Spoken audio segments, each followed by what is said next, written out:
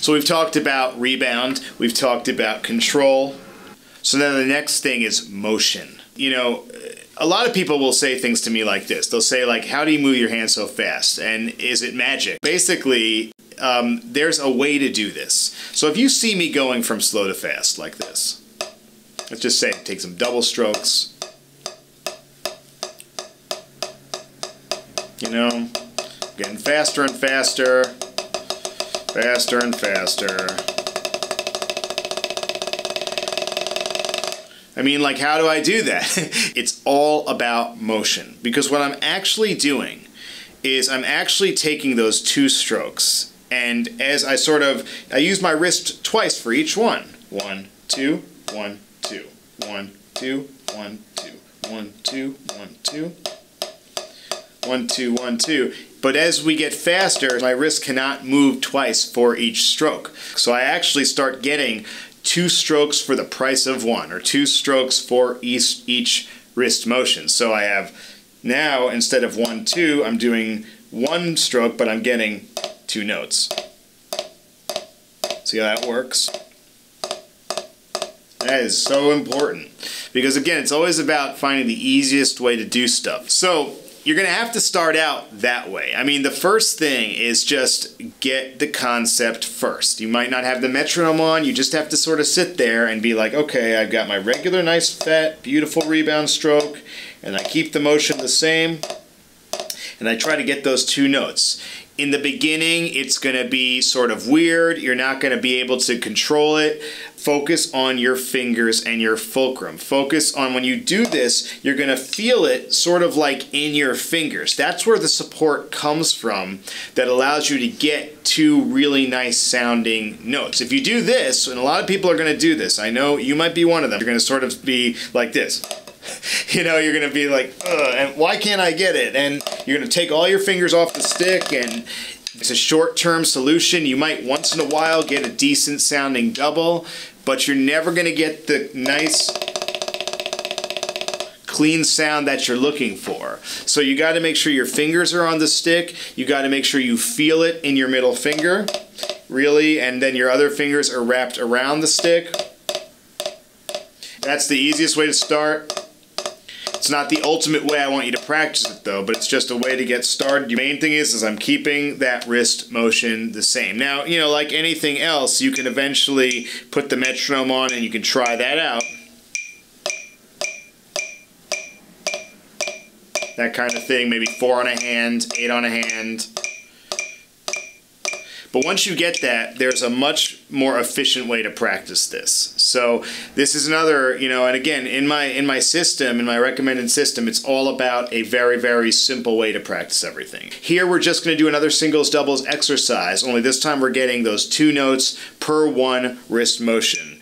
And maybe I could start at a nice slow tempo, quarter note equals 80, and we just do 2 bars singles, 2 bars doubles like this.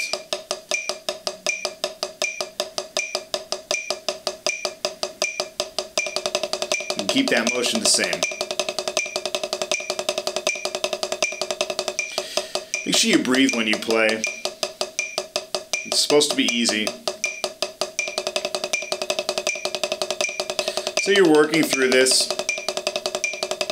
Make sure you also practice this off of the left hand, so starting on the left hand.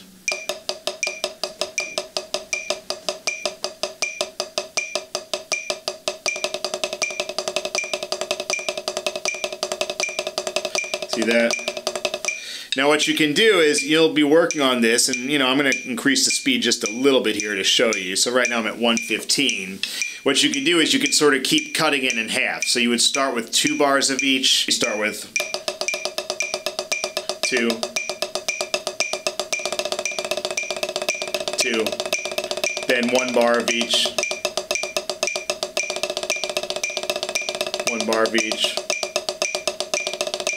then half, 2 beats each, then half, half, and I like to end it this way.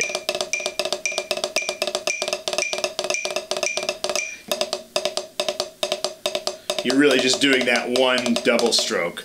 So that's your basic motion exercise, you know, and you can do any combination of that. It gets you keeping that nice consistent wrist motion the whole time.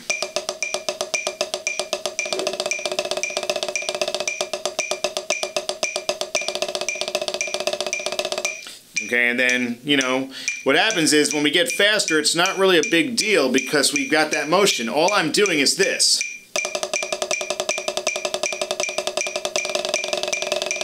It's not that hard to do that because I'm just playing singles.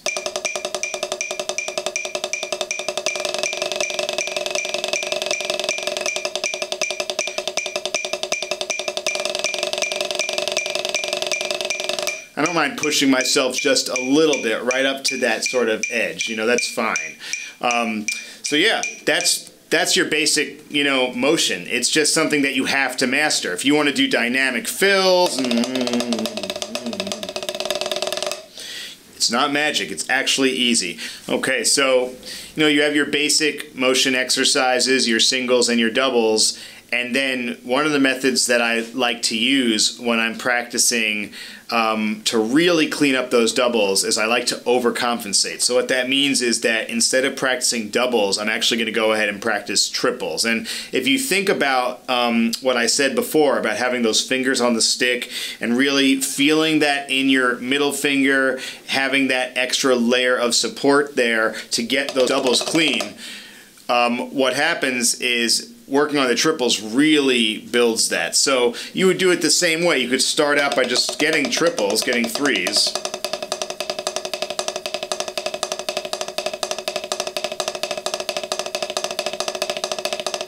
That kind of thing. And then you could eventually put that into your motion exercise. So doing eighth notes.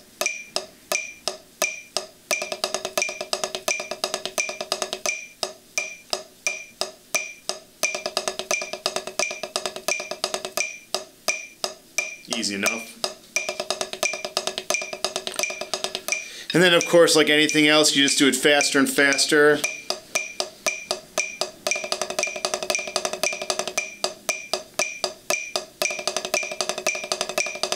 By the way, the reason all these exercises I'm giving you are, you know, based on singles into doubles, singles into triples, they call that a check pattern. All that means is that, you know, we're checking our doubles and our triples against those basic singles to make sure we have that motion down. So basically we have our check pattern, our something like that, and then we try to keep that motion the same.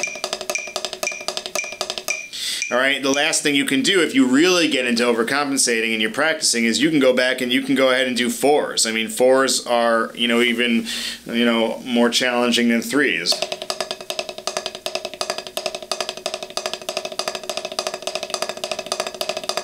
So now we're going back to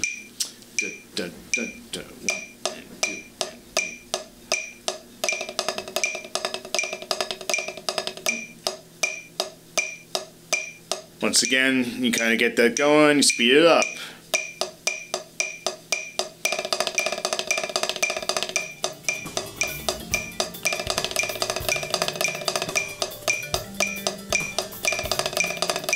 I could work on this all day.